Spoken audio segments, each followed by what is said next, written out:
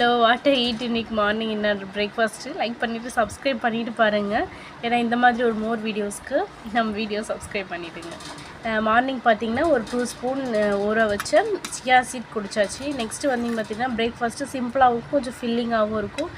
கொஞ்சம் ரொம்ப டயட்டில் இருக்க முடியாதவங்களுக்கு இதை வந்து ஃபாலோ பண்ணுங்கள். கொஞ்சம் நேரம் கொஞ்சம் பசி உங்களுக்கு நல்லாவே கொஞ்சம் கண்ட்ரோல் ஆகும். என்னன்றதை காமிக்கிறேன்.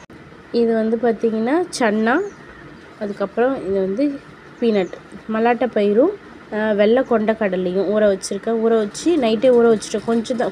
கொஞ்சம் ஊற வச்சு நைட்டே ஊற வச்சு காலையில் வந்து குக்கரில் ஒரு 5-6 விசில் போட்டுட்டேன்.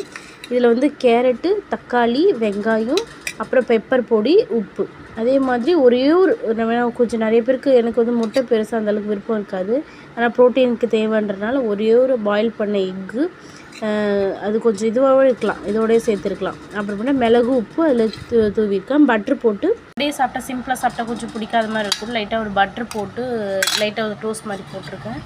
ரொம்ப ஃபில்லிங்காக இருக்கும், டேஸ்ட்டாகவும் இருக்கும்.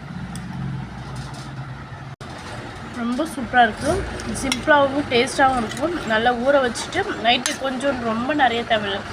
இந்த மாதிரி ஸ்பூனாக இருந்தேன்னா ஒரு 3 ஸ்பூன் இல்லை 2 ஸ்பூன் அந்த மாதிரி போட்டாலே போதும். இல்லை நாங்கள் ஒரு 2-3 பேர் சாப்பிட்றோம் அப்படின்னா அதுக்கு தகுந்த மாதிரி போட்டுக்கோங்க. ரொம்ப ஃபில்லிங்காகவும் இருக்கும், நல்லா டேஸ்ட்டாகவும் இருக்கும்.